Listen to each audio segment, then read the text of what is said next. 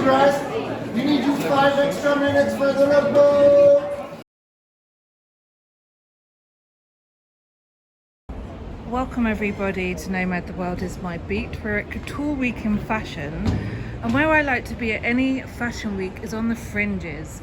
So I'm making my way to a couture show by a Ukrainian designer called Lesja, which is happening in some back annex of the Palais de Tokyo, which is used as fashion central for many of the shows. So this is the space where they'll be showing their collection this morning. You got the usual mishmash of fashionista, journalists, fashion victims, people looking to get into the spotlight for no reason whatsoever. But in any case, what you can usually guarantee for the majority of designers, I would say, showing in Paris, is that there is a certain quality and respectability and great selection of materials and styles. So let's see what Lesja, which I believe is a Ukrainian label, has got to show us.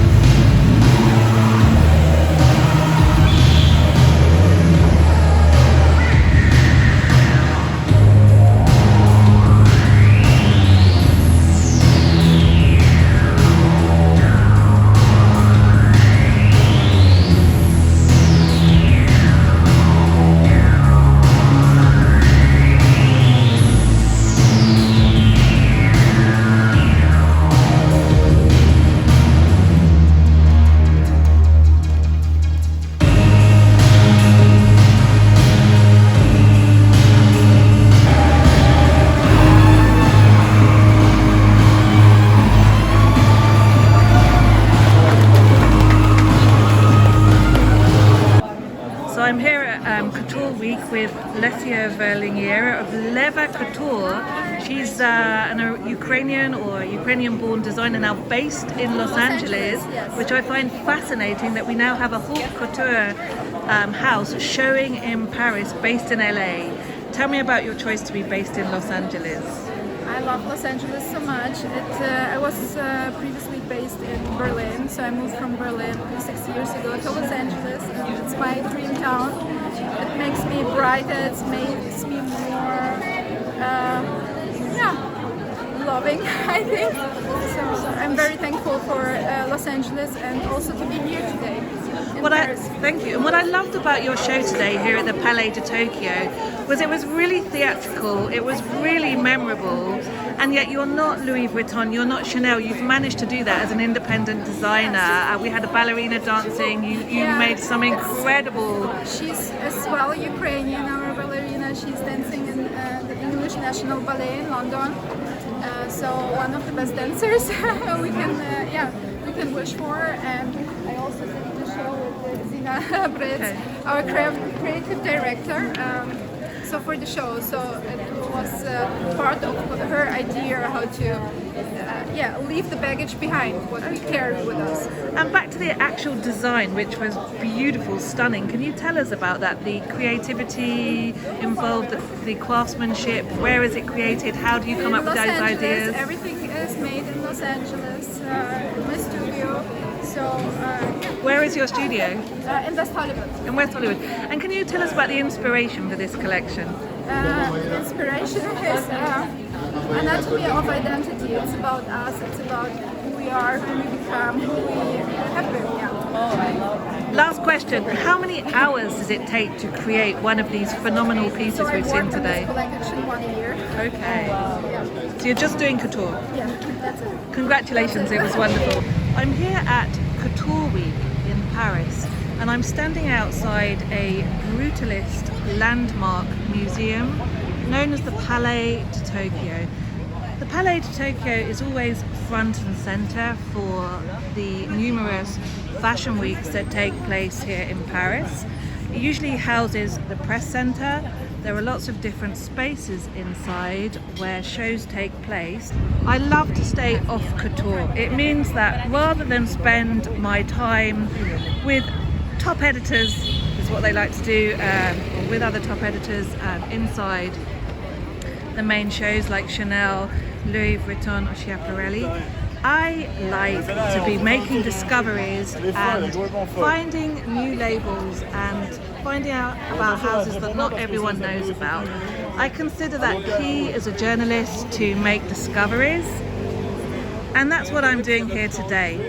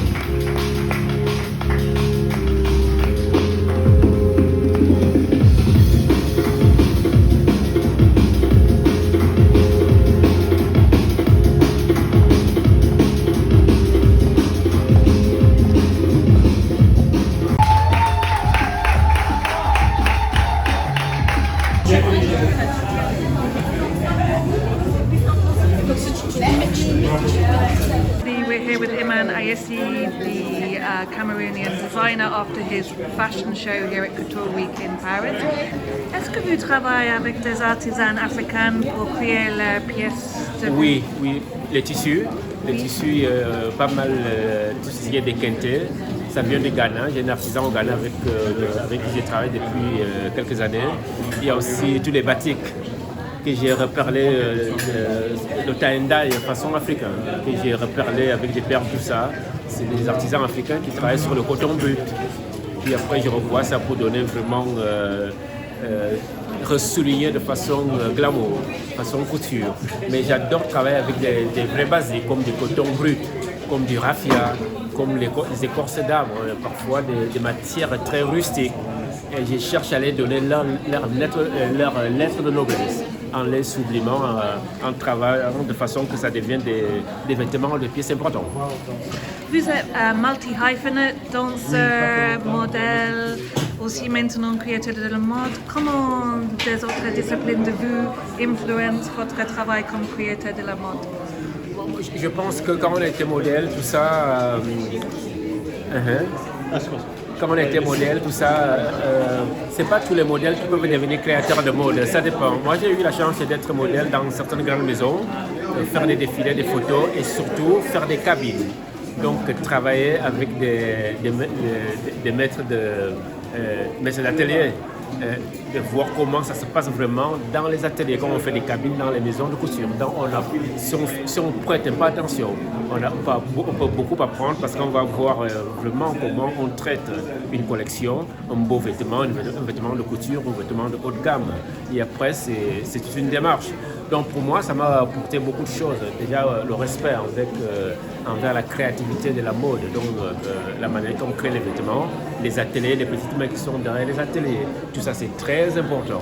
Donc pour moi, je peux faire que célébrer ça et accompagner aussi la mode à ma petite façon. Et faire des collections comme je peux et puis voilà.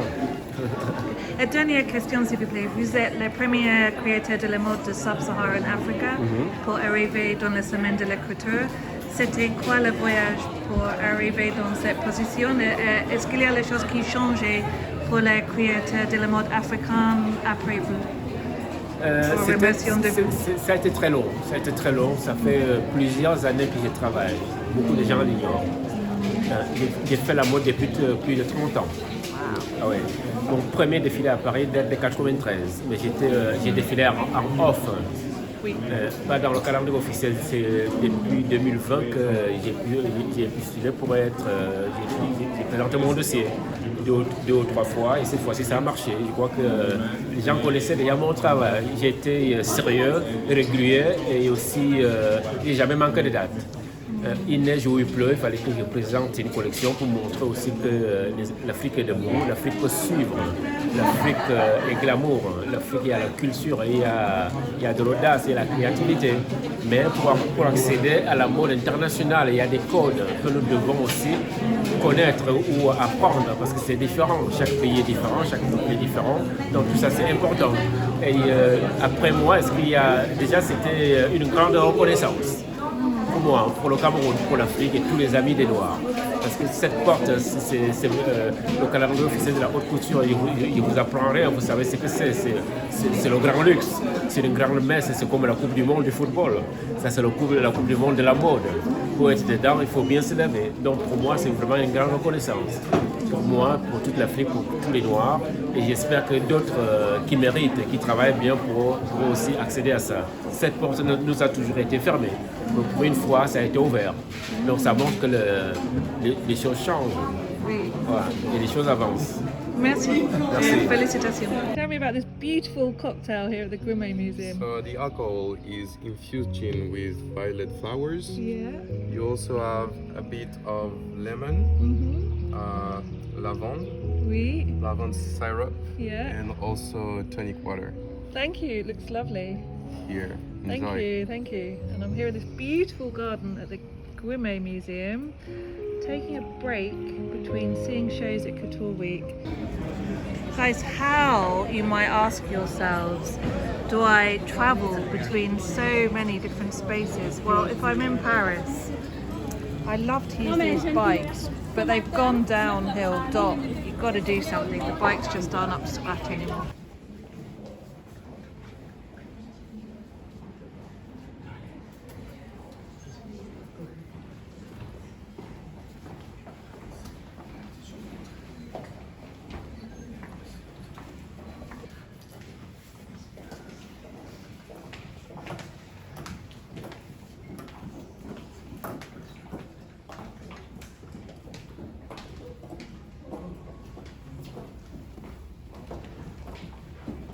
Every designer does their own particular thing. A client will choose what they love. You know, it will go either here or somewhere this season, or you have multiple pieces from different people. That's the beauty of it. And of course, that's cultural also. Like you can see that particular, styles or aesthetics are very specific for certain regions, which is beautiful because that's part of culture. So that I think is the exploration and the choice in the end of you as an acquirer of couture to be able to choose and with that make that decision for yourself, which is an individual choice. In the end, if you buy it, I think that's the definition of what it is, our real job, what we're doing next to cultural context that it has. Voila, it's the best gift you can give to yourself if you can choose your garments the way how you want. I think because it contributes to how you move in life. I think that is what couture is about. Welcome everybody to Paris. We're at Place Vendôme. The reason we're here is that it is Paris Couture Week, and at the same time as the couture presentations, which last 4 days, there are the accompanying high jewelry shows, and a lot of those take place here at Place Vendôme. Anyway, one of the good parts about covering Fashion Week, Couture Week and the high jewelry shows is that you get the chance to go inside these spaces. Welcome everybody to Couture Week in Paris, and we're here at the high jewelry presentation of the Chinese designer Christine Chen. We're inside the Grimme Museum for Asian Arts, and I understand that the inspiration for Chen's collection is found somewhere between her grandparents' gardens in China and the work of Claude Monet. So what a beautiful and creative way and fitting way to present these pieces, not only with a floral background, but also here set properly to a backdrop of, one presumes these are Chinese, ancient Chinese wardrobes. And this is a great way to display these pieces. Quite often these high jewellery pieces are just displayed to a black or white backdrop, and I don't think it accentuates the beauty of these pieces, but this does. So this is the De Beers high jewellery collection, Place Vendôme, or just up from Place Vendôme in Paris. And this is a collection, a stunning collection inspired by different trees. And it has a real juxtaposition between rough and smooth diamonds, different settings, different stones used to set the pieces, but it's really eye-catching indeed. So it's still Couture Week, and this is a presentation for a brand called Dessus 19.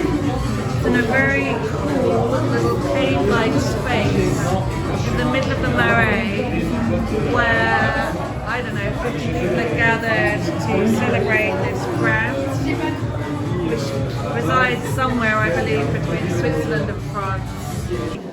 We're at the Petit Palais in Paris at an exhibition on Charles Frederick Worth, who's considered to be the founder of haute couture. He's a Frenchman.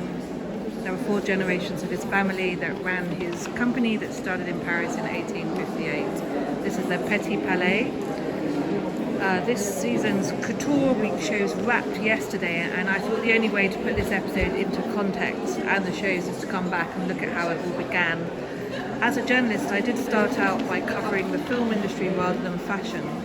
And once I switched and I got to write about fashion for some big papers like the BBC, the FT, the New York Times, I really educated myself by going to as many exhibitions on fashion as possible, and that was something I was allowed to write about at the beginning, and it's given me an education. I mean, as they say, fashion is cyclical. These pieces go back to 1850, 1860, 1870, and of course they look fairly period, but something like that, I mean, you could wear that today on the red carpet. School is out. We've got a giant firework display in Paris on Monday the 14th of July to celebrate their Independence Day. Last Saturday I was in here covering a Brazilian ball in the Grand Palais. Tomorrow I'll be in there covering a whacking event for an upcoming dance exhibition. I've just completed Couture Week, and I've wrapped the week by seeing an exhibition here in the Petit Palais, opposite the Grand Palais. I am tired. I have travelled non-stop all year. I'm going out tonight to do a staycation. I'm going to stay only 30 minutes from here in a super cute little Paris adjacent village, really, called Charenton-le-Pont, in an apartment near the park and the river, and there's a tennis court up the road. There's a big park to run in. I am going to take these next 2 weeks as my chilling out time before going to see family and going to friends' birthday parties, and even doing a ballet workshop in London in August. See you there.